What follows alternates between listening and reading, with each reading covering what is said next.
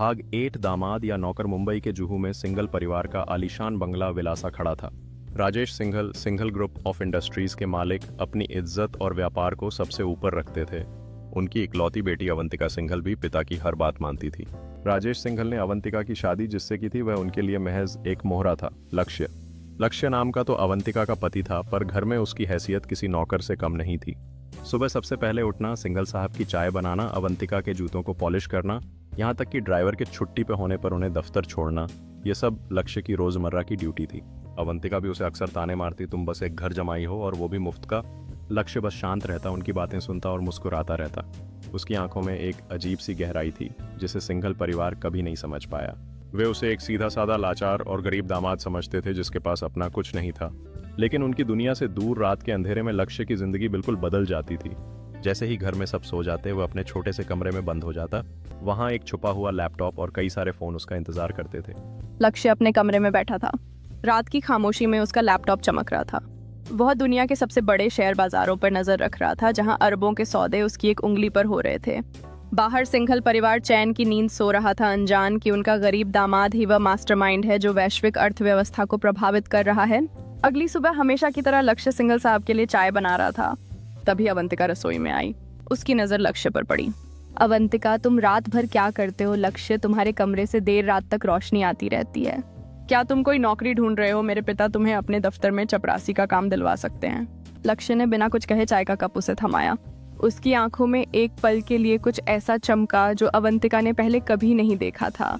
एक गहरी रहस्यमयी चमक। अवंतिका को लगा जैसे उसने कुछ देखा हो, पर समझ नहीं पाई। उसे लक्ष्य पे हल्का सा शक होने लगा था, लेकिन वह इसे नजरअंदाज कर गई। उसी दिन सिंघल ग्रुप को एक और बड़ा झटका लगा। उनकी एक और डील स्टारलाइट एंटरप्राइजेज ने छीन ली। राजेश सिंघल आगा बुला हो गए। उन्हें यकीन था कि उनके अंदर का कोई व्यक्ति ही जानकारी लीक कर रहा है। लक्ष्य ने दूर से सब देखा और मंद मंद मुस्कुराया। ये उसकी ही चाल थी। राजेश सिंघल का गुस्सा 7वें आसमान पर था। स्टारलाइट एंटरप्राइजेज ने उन्हें फिर मात दी थी। उन्हें यकीन था कि उनके अपने ही घर या दफ्तर से कोई जानकारी लीक कर रहा है। उन्होंने हर सदस्य और नौकर पर कड़ी नजर रखनी शुरू कर दी थी, पर लक्ष्य अभी भी उनकी शक की सुई से बाहर था। वह लक्ष्य को बेकार घर जमाई मानता था, जिससे ऐसी चालाकी की उम्मीद नहीं थी। एक शाम लक्ष्य देर रात अपने कमरे में एक गोपनीय वीडियो कॉल पे था। दूसरी तरफ स्टारलाइट का सीईओ डेविड ली था। डेविड ली, सर सिंघल साहब पूरी तरह से बौखला गए हैं। लक्ष्य, यही तो हमारी योजना है। जब दुश्मन परेशान हो तब वॉर सबसे सटीक होता है। तभी दरवाजे पे हल्की सी आहट हुई। लक्ष्य ने तुरंत लैपटॉप बंद किया।